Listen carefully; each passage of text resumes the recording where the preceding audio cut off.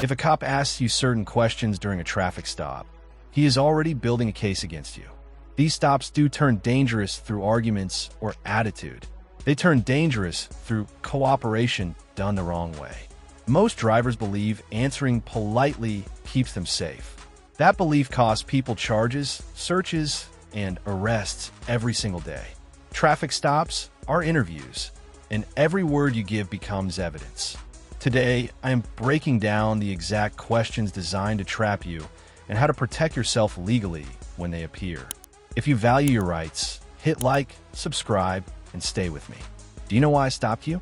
You hear this question early, sometimes before paperwork, sometimes with a calm tone that feels harmless. When you answer, you step into the story being written about you. You might feel pressure to guess, explain, or show cooperation. That instinct feels natural, yet quietly reshapes how the entire stop unfolds around you. You may think guessing helps clear confusion, though it often does the opposite. Your words become the starting point for the officer's reasoning. Courts have long recognized this dynamic. In Birkmare v. McCarty, roadside questioning was described as psychologically compelling, even without formal custody, because drivers feel obligated to respond under authority. You gain nothing by filling silence here. When you speak, you provide details the officer did not previously have. Those details later appear in reports, framed as admissions rather than conversation. You rarely see how your tone or phrasing gets interpreted after the stop ends. Silence prevents that interpretation from forming. You still remain compliant through actions. Documents get handed over. Instructions get followed. The difference lies in preserving control over the narrative. When you allow the officer to explain the stop instead, you protect your position without confrontation, emotion, or unnecessary exposure that follows you long after the lights disappear. Where are you coming from? This question sounds friendly, almost social, and that design works intentionally. When you answer, you reveal patterns about your life rather than your driving.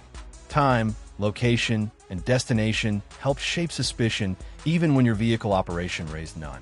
You may speak casually, though your words quietly influence how the encounter develops from that moment forward. You might mention a place without thinking twice. A bar, a friend's house, a late-night errand. Each detail becomes context. Officers receive training to assess environment, timing, and behavior together. Your answer completes that picture. Silence leaves it unfinished and keeps the stop focused on driving rather than lifestyle assumptions. You may feel rude, declining conversation. Many people do. That discomfort pushes oversharing. You do not owe personal history during a traffic stop. Courts allow officers to ask questions, yet you carry no obligation to answer beyond required identification. Silence preserves boundaries without disrespect or escalation. You protect yourself by staying polite and steady. You offer compliance without commentary. You avoid creating associations that invite extended detention or additional scrutiny. When the stop stays narrow, it ends sooner. Understanding that dynamic helps you move through traffic encounters with less risk and fewer unintended consequences. Have you had anything to drink tonight? This question changes the temperature instantly. You feel it when it lands. Even when you feel confident, your answer shifts the stop into a different category. Alcohol questions open investigative doors that rarely close once entered. You may believe moderation sounds reasonable, though the law treats admissions differently than intentions. You might think honesty demonstrates responsibility. In reality, admissions trigger subjective assessments. Field sobriety evaluations rely heavily on officer interpretation. Courts allow escalation based on statements alone. Your answer becomes justification rather than context. Silence prevents that pivot while keeping the encounter grounded in observable driving behavior. You do not need to argue, explain, or reassure. You protect yourself by withholding commentary. Many drivers talk themselves into prolonged stops without realizing it. Your words carry weight beyond the roadside, often appearing later stripped of tone, nuance, or explanation that originally felt obvious to you. You remain calm, respectful, and physically cooperative. Documents get provided. Instructions get followed. Silence does not signal guilt. It signals awareness. You preserve neutrality and reduce exposure by letting the officer rely on evidence rather than conversation. That choice often determines how quickly the stop concludes. Is there anything illegal in the car? This question invites reaction. Your mind races through possibilities, even ones unrelated to you. Officers watch that moment closely. Tone, hesitation, and body language matter here.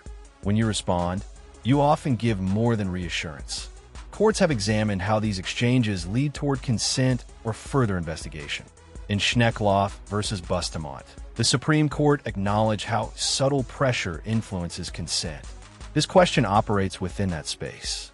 You feel compelled to deny, explain, or prove innocence.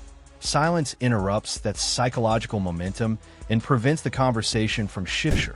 Why are you being so defensive? Silence does not escalate situations. Emotional reactions do.